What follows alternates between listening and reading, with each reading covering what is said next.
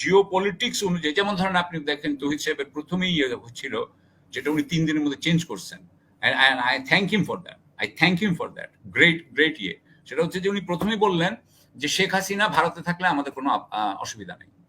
এটা আপনি কেন বলবেন? বাংলা আপনি ভারতকে দায় মুক্তি দেওয়ার জন্য কি আপনি এখানে আসছেন নাকি উপদেষ্টা হতে? কিভাবে যে পার্সোনালের ব্যাপারটা আমাদের উপদেষ্টাদেরও কিন্তু দেখা দরকার।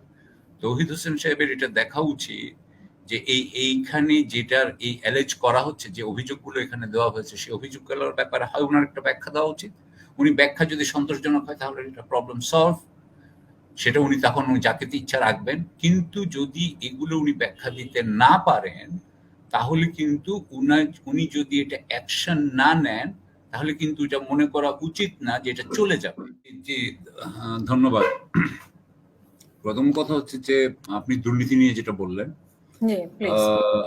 দুর্নীতি নিয়ে আপনি তো যে টিউলিপে যে দুর্নীতি নিয়ে বলছেন যে এখানে তো বাঙালিদের ভোট দেওয়া হয়েছে, তখন টাকা পয়সা তারা ব্যবহার করেছে, বা আপনি বলছেন যে টাকা দিয়ে ভোট কেনা হয়েছে, এই সমস্ত জিনিস তো তখন ভোট কেনা না ভোট কেনার ইয়ে এখানে আবার নাই।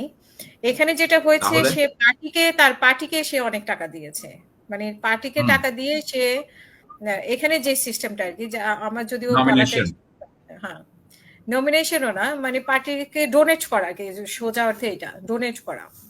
ওকে ওকে সো ব্যাপারটা হচ্ছে যে এখন লেবার পার্টির মধ্যে আমার মনে হয় যে যেটা গ্লোবাল ডিফেন্স কর্প যে অভিযোগটা করেছে সেটা একটা বিশাল বিশাল অভিযোগ। $5 billion is too big an amount. হ্যাঁ, মানুষ $5 মিলিয়ন বলে, $10 মিলিয়ন বলে, কিন্তু $5 বিলিয়ন। সাকিব আলী, আপনার কি মনে আছে বা আমার প্যানেলের কারো কি মনে আছে টিউলিপ সিদ্দিক এখানকার একজন চ্যানেল 4 এর সাংবাদিকের সাথে খুব দুর্ব্যবহার করেছিলেন, ঠিক আমাদের বাংলাদেশি স্টাইলে আর কি, বাংলাদেশের এমপি মন্ত্রীরা যেরকম ব্যবহার করেন সে ঠিক একই স্টাইলে ব্যবহার করেছেন, এটা নিয়ে উনি খুব সমালোচনার মুখে পড়েছিলেন। রাইট তো এগুলো তো ওনারা যদি $1.5 বিলিয়ন কামায় থাকেন একটা ডিলে, যেটা ওই অভিযোগ করা হচ্ছে, তো তাহলে তো তাদের মাথা খারাপ হওয়াটা খুব স্বাভাবিক না? তারা অন্য মানুষকে মানুষ হিসেবে দেখবে কেন? তারা তো যা ইচ্ছা তাই করতে পারে। এবং এই টাকা যদি তারা এই টাকা যে ছড়িয়েছে তার আপনি একটা এক ধরনের মানে দেখালেন নির্দেশনা যে টাকা তো আর সে নিজের পকেট থেকে দেয়নি, কোনো জায়গা থেকে তো টাকাটা এসেছে। তাদের তো টাকা আসার আইনগত কোনো ইয়ে নাই। হ্যাঁ, এটা হতে পারতো যে উনাকে বড় লোক কেউ যদি দেয়, তাহলে বড় লোক কারা দিয়েছে ওনাকে? বিদেশেই যারা পলিটিশিয়ান থাকে তারা ওদের দেশের বড় লোকদের থেকে টাকা নেয়। সাধারণত এটা বেরো হয়ে যায় যে অমুক অমুক ব্যবসায়ী তাদেরকে এখানে এখানে টাকা দিচ্ছে। তো বাংলাদেশের কার থেকে উনি টাকা নেন? উনি তো আপনি দেখেছেন বোধহয় যে উনি করিম সাহেবের বাড়িতে থাকেন। করিম সাহেবের বাড়িতে এটা নিয়ে তো একটা কথা হচ্ছেই। হ্যাঁ, এবং করিম সাহেব কোত্থেকে টাকা পান কি পান এটাও আপনি এটা নিয়ে কথা হচ্ছে। এখন এর সাথে এটা যোগ হয়েছে আমি এবং আমার মনে হয় এটার সাথে আরো অনেক কিছু, এটা যদি একটু দেখা হয় তাহলে কিন্তু অনেক কিছু আনার্থ করা সম্ভব। আমি এখানে যে কথাটা বলবো যে দেখেন এটা কিন্তু করলো ডিফেন্স গ্লোবাল কর্প। আমি অবশ্যই আমাদের দেশের সরকার, আমি কিন্তু যেহেতু বাংলাদেশের দৃষ্টিকোণ থেকে দেখছি, আমি আমাদের সরকার মাত্র 10 দিন হয়েছে যে তারা কাজে শুরু করেছে, আই গিভ দেম দ্যাট। কিন্তু এখন কিন্তু আপনার মোটামুটি কিন্তু একটা অপারেশনালাইজ হয়ে গেছে সবকিছু। হ্যাঁ, আমাদের থানাগুলো আছে, হাসপাতাল কাজ করছে, হ্যাঁ, ট্রাফিক পুলিশ আছে, এখন তো একটা জায়গায় আমরা এসেছি। এখন কিন্তু আপনাকে বুঝতে হবে যে মানুষের আশা কিন্তু অনেক অনেক উঁচু, অনেক বেশি। মানুষ কিন্তু খুব ইমপেশেন্ট। এই যে আপনি আজকে যে প্রশ্নটা করছেন তার মধ্যে হচ্ছে যে আমাদেরকে যেটা দেখতে হবে যে বাংলাদেশ সরকার এই কাজগুলোর ব্যাপারে কি পদক্ষেপ নিতে যাচ্ছে, তাই না?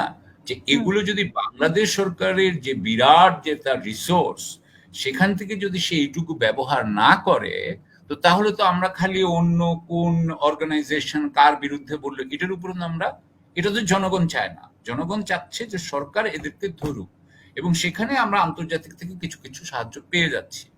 সো আমি আবারও বলবো যে টাস্ক ফোর্স পার্সোনালিস্ট পলিসি যেটা কথা, এই পার্সোনাল কিন্তু ওনাদেরকে খুব তাড়াতাড়ি এখন চেঞ্জ করা দরকার ওনাদের। আজকে আমি ঢাকা টুডে বলে একটা পত্রিকা আছে, সেখানে রাষ্ট্রদূতদেরকে নিয়ে এবং পররাষ্ট্র সচিবকে নিয়ে একটা আপনার একটা আর্টিকেল। আমি এটা উঠাচ্ছি এই কারণে যে এই একইভাবে যে পার্সোনালের ব্যাপারটা আমাদের উপদেষ্টাদেরও কিন্তু দেখা দরকার। তৌহিদ হোসেন সাহেবের এটা দেখা উচিত যে এইখানে যেটার এই অ্যালেজ করা হচ্ছে, যে অভিযোগগুলো এখানে দেওয়া হয়েছে, সেই অভিযোগগুলোর ব্যাপারে হয় ওনার একটা ব্যাখ্যা দেওয়া উচিত। উনি ব্যাখ্যা যদি সন্তোষজনক হয় তাহলে এটা প্রবলেম সলভ, সেটা উনি তখন যাকে ইচ্ছা রাখবেন। কিন্তু যদি এগুলো উনি ব্যাখ্যা দিতে না পারেন তাহলে কিন্তু উনি যদি এটা অ্যাকশন না নেন তাহলে কিন্তু এটা মনে করা উচিত না যে এটা চলে যাবে। এটাকে উনি মনে করা উচিত না যেটা চলে যাবে। উনি যে সমস্ত পজিশন নিয়ে কথা বলছেন এগুলো কিন্তু হাই প্রোফাইল। আমরা এই একটু আগে যে তদন্ত নিয়ে কথা বলছিলাম এগুলো কিন্তু অত্যন্ত অত্যন্ত গুরুত্বপূর্ণ একটা পজিশন। সো কিছু পজিশন আছে খুব হাই প্রোফাইল, কিছু পজিশন আছে অত্যন্ত ভাইটাল, ক্রুশিয়াল। সবগুলো পজিশনে কিন্তু ওনাদেরকে সমান গুরুত্ব দিয়ে কাজগুলো করতে হবে। এবং ওনারা যদি আমি মনে করি যে এটি যদি ওনারা না করেন তাহলে কিন্তু এটা অনেক রাগের জন্ম দিবে। এটা আর কিছু করার নাই, এটা রাগের জন্ম দিবে। হ্যাঁ, যেই মানুষটা, আমি আগেও বলেছি যে যেই মানুষটা ধরেন বিপ্লবের ব্যাপারে তার মনটা খুব নরম, আপনাদের লন্ডনে বা লন্ডনে, তো লন্ডনে এখন যদি সে যে দেখে যে যেখানে গেল সেই যে দেখা যায় বাংলাদেশ সরকারের যে চেহারা, সেই চেহারা একই চেহারা আছে, তার মধ্যে তো রাগ হবে। এই রাগের কথাটা কিন্তু তৌহিদ হোসেন সাহেবের বুঝতে হবে, না হলে কিন্তু এটা উনার ঘাড়ে এসে পড়বে। এটা অলরেডি হয়েছে, আমি এটা বলবো উনার ব্যাপারে। আপনি বললেন 14 দল, আমি এটা বললাম এই কারণে এটা কিন্তু এই পররাষ্ট্র উপদেষ্টার কিন্তু এখন অনেক চ্যালেঞ্জ আছে ওনার সামনে, বিশেষ করে ভূ রাজনৈতিক একটা চ্যালেঞ্জ তো আছে, সেটা মোকাবেলা করতে হবে। আমি এই ব্যাপারে এগেইন তৌহিদ সাহেবকে আমি বলবো যে ভূ রাজনৈতিক চ্যালেঞ্জ বোধহয় উনি অতটা, আমিও মানে উনি কিন্তু পুরো ব্যুরোক্রেটের মতো, sorry with all due respect to him, he is my senior, he is a very good officer ছিলেন, ভালো অফিসার ছিলেন, তবে উনি ক্ষমতাসীনদের কাজ করে দিবেন। উনি এখানে কোনো বিদ্রোহী হবেন না, এটা হচ্ছে উনার ইয়ে। হ্যাঁ, আমরা তো একটু বিদ্রোহী টাইপ ছিলাম। এখন ব্যাপারটা হচ্ছে যে আমরা বিদ্রোহী টাইপ মানে আমরা কিন্তু চিন্তাটা আমরা একটু অরিজিনাল টাইপ করতে চাই। যেমন ধরেন উনি আজকে পররাষ্ট্র উপদেষ্টা হয়েছেন, আজকে কতদিন হয়েছে? 10 দিন হয়েছে না? 10 দিন তো হয়েছে নাকি কত? উনি এখন পর্যন্ত রোহিঙ্গাদেরকে নিয়ে কিন্তু কথা বলেন, মানে 19 তারিখ তো আমার জানা মতে উনি রোহিঙ্গাদেরকে নিয়ে কি বলেছেন আমি জানি না। আর বলে থাকলেও আমার ধারণা যে উনি বলবেন যে রোহিঙ্গাদের ব্যাপারে আগেরটাই মেনটেন করবেন এই মুহূর্তে। কিন্তু রোহিঙ্গাদের ব্যাপারটাকে কিন্তু আমরা লেভারেজ করতে পারি। আমি সবসময় কিন্তু মনে করি এখানে সুযোগ আছে, এটা লেভারেজ করা যায়। এখানে কিন্তু রাখাইনি তো আমাদেরকে রোহিঙ্গাদেরকে নিয়ে যেতে হবে, এবং এটার জন্য লেভারেজ করা যায়। এখানে রোহিঙ্গাদেরকে স্টিফেন আপ করা দরকার, তাদেরকে কিন্তু শক্তি দেওয়া দরকার, তাদেরকে শক্তিশালী করা দরকার। এইটাই সরকার খুব তাড়াতাড়ি করতে পারে। কিন্তু এই সরকারের তো সেই আপনার মানে সদিচ্ছাটা, সেই ধরনের ইচ্ছা থাকতে হবে। কিন্তু আপনি যদি ধরেন ভারতের প্রতি নতজানু হন, কথার কথা, আপনি জানেন যে আপনি যদি রোহিঙ্গাদের ব্যাপারে এটা করেন তাহলে ভারত কিন্তু আপনার উপর রাগ হবে। এটা কি আপনার কাছে একটা যদি বড় জিনিস হয় তাহলে এটা হবে না, তাহলে আপনাকে এই ডিসিশন গুলো দিতে হবে। মানে ভারত নীতি যদি ওনার মধ্যেও কাজ করে তাহলে তার আগের সরকারের মতো, তাহলে তার বাংলাদেশের কোনো পররাষ্ট্র মানে উনার মধ্যে করছে কিন্তু আমি বলি নাই, কিন্তু আমি বলতে চাচ্ছি যে যদি করে, কারণ আমি মনে করবো যে রোহিঙ্গাদের ব্যাপারে আপনার কিন্তু এই লেভারেজ ইউজ করা উচিত। এগুলো হচ্ছে ভূ রাজনীতি ব্যাপার। এটা আমি যখন এনডিসিতে ছিলাম তখন আমার মাথায় এগুলো খেলছে বেশি। আমরা কিন্তু যখন এমবেসিতে থাকি অথবা মিনিস্ট্রিতে থাকি আমাদের এত বেশি খেলে না, এই জিনিসগুলো খেলে না সত্যি সত্যি। বাস জাস্ট বিকজ জিও পলিটিক্স অনুযায়ী, যেমন ধরেন আপনি দেখেন তৌহিদ সাহেবের প্রথমেই ছিল যেটা উনি 3 দিনের মধ্যে চেঞ্জ করছেন, I thank him for that great ইয়ে। সেটা হচ্ছে যে উনি প্রথমেই বললেন যে শেখ হাসিনা ভারতে থাকলে আমাদের কোনো অসুবিধা নেই। এটা আপনি কেন বলবেন?